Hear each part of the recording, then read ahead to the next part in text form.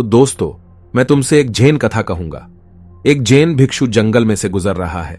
अचानक वह सजग हो जाता है कि एक शेर उसका पीछा कर रहा है, इसलिए वह भागना शुरू कर देता है।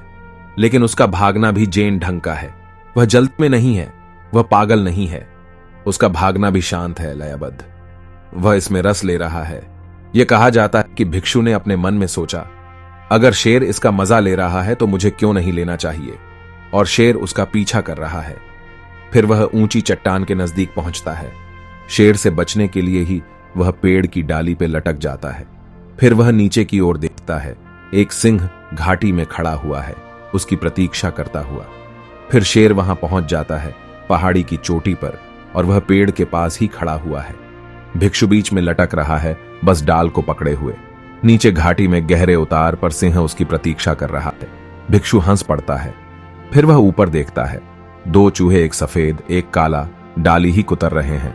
तब वह बहुत जोर से हंस देता है। वह कहता है, यह है जिंदगी।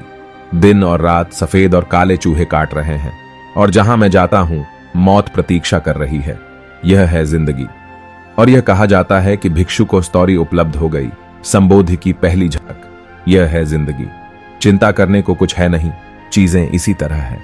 जहां तुम जाते हो मृत्यु प्रतीक्षा कर रही है, और अगर तुम कहीं नहीं भी जाते तो दिन और रात तुम्हारा जीवन काट रहे हैं। इसलिए भिक्षु जोर से हंस पड़ता है। फिर वह चारों ओर देखता है, क्योंकि अब हर चीज निधर्ग्रत है। अब कोई चिंता नहीं। जब मृत्यु निश्चित है तब चिंता क्या है? केवल अनिश्चितता में चिंता होती है। जब हर चीज निश्चित है, कोई चिंता नहीं होती है।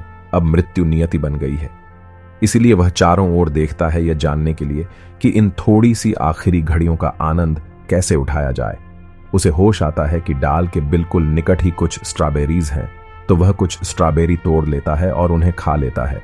वे उसके जीवन की सबसे बढ़िया स्ट्रॉबेरी हैं।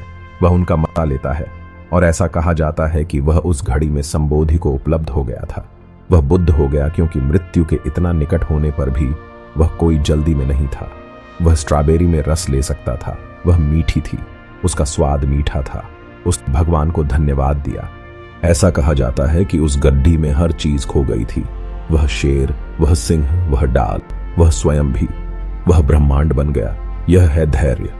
यह है संपूर्ण धैर्य। जहां तुम हो उस क्षण का आनंद मनाओ, भविष्य की पूछे बिना। कोई भविष्य मन में नहीं होना चाहिए। केवल वर्तमान क्षण हो, क्षण की वर्तमानता, और तुम संतुष्ट होते हो। तब कहीं जाने की कोई आवश्यकता नहीं है। जहां तुम हो उसी बिंदु से, उसी क्षण ही तुम सागर में गिर जाओगे। तुम ब्रह्मांड के साथ एक हो जाओगे।